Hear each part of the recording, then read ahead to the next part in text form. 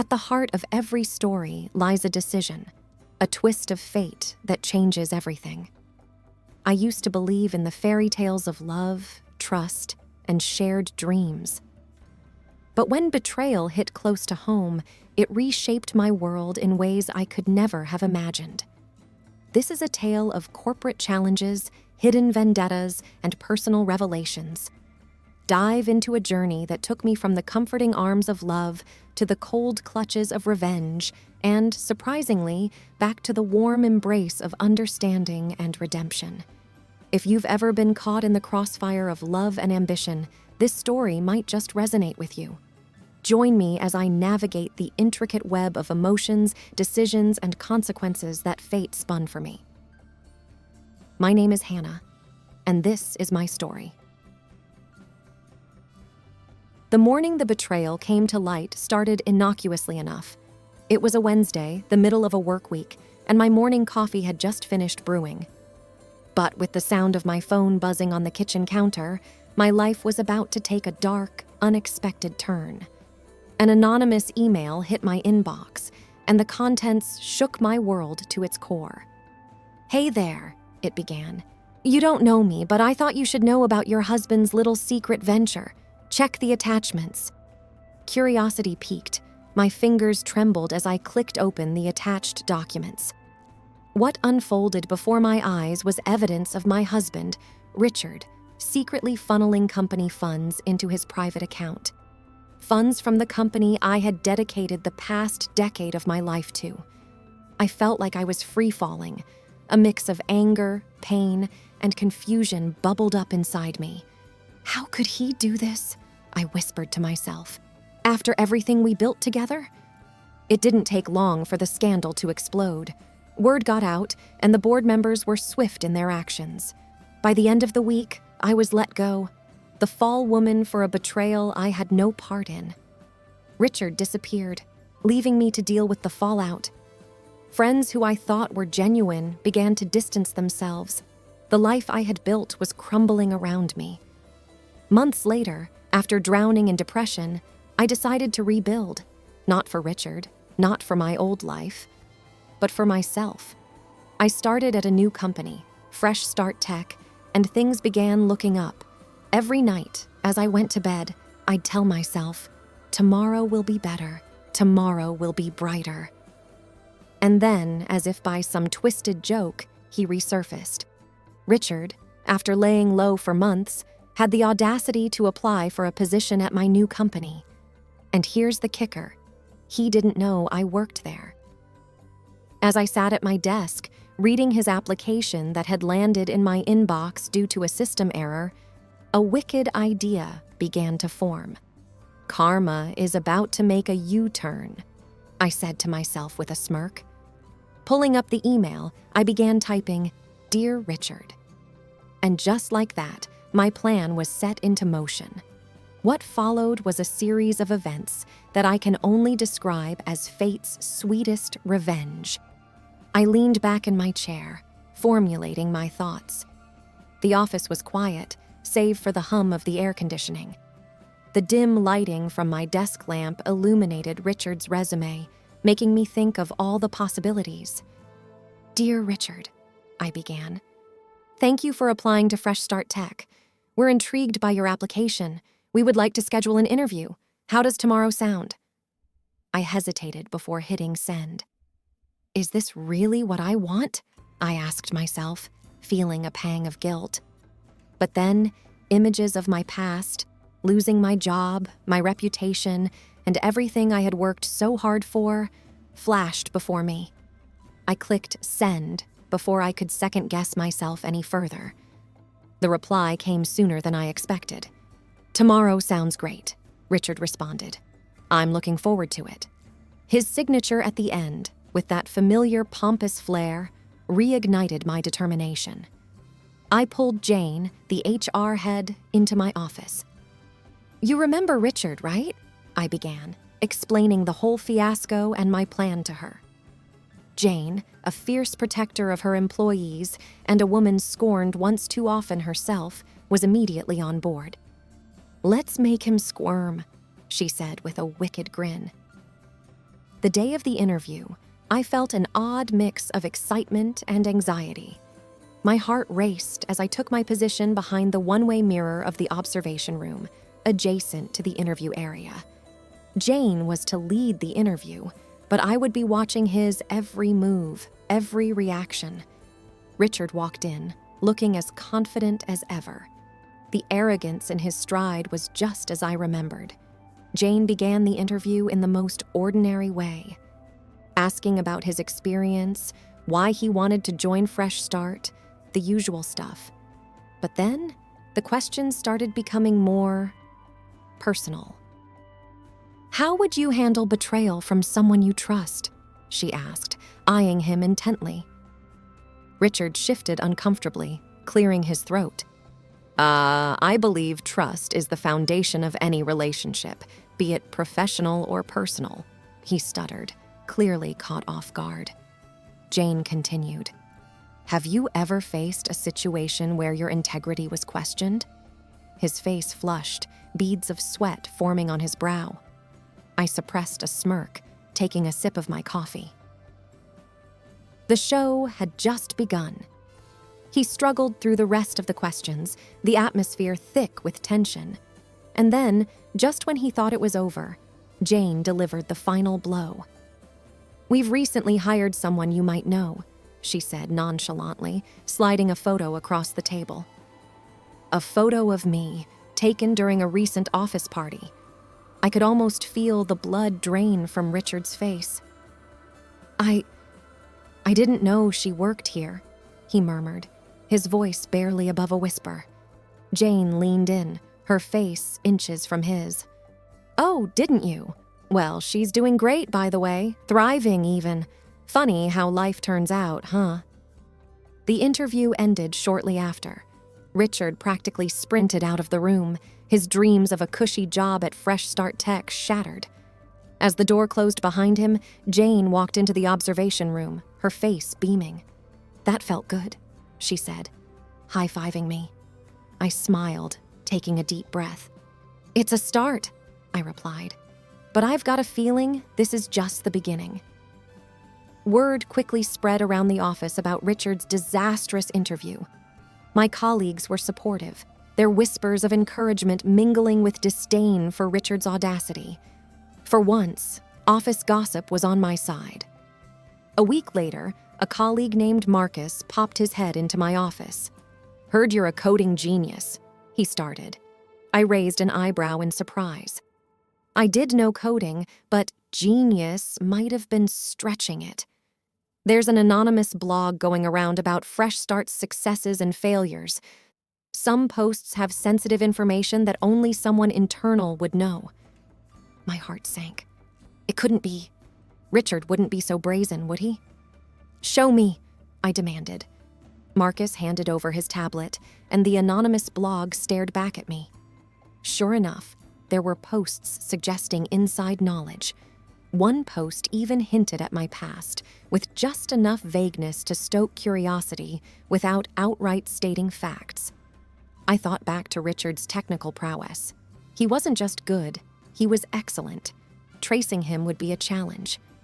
I need to figure out who's behind this, I said to myself, my determination rekindling.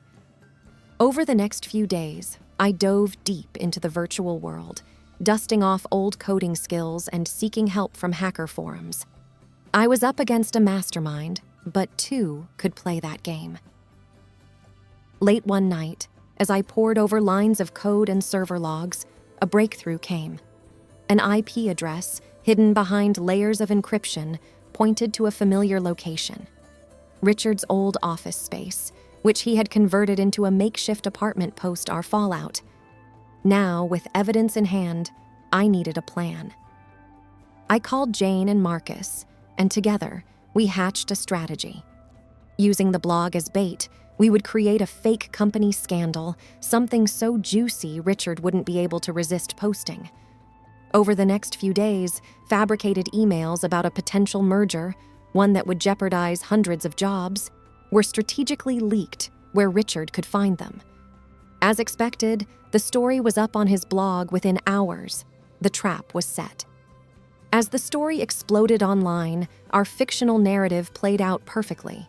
Employees, in on the ruse, expressed faux outrage on social media, amplifying the chatter.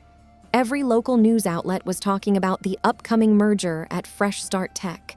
By now, Richard was probably reveling in his perceived success, believing he had inflicted maximal damage. But our team was only getting started.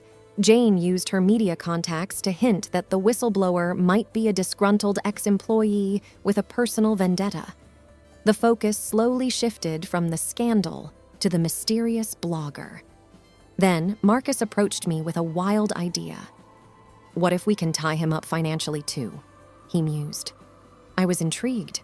Marcus explained that with Richard's technical expertise, he had to be using a VPN and other premium tools to keep his activities covered. Tools that weren't free. With Marcus's knowledge in cyber forensics, we could trace back his digital payments.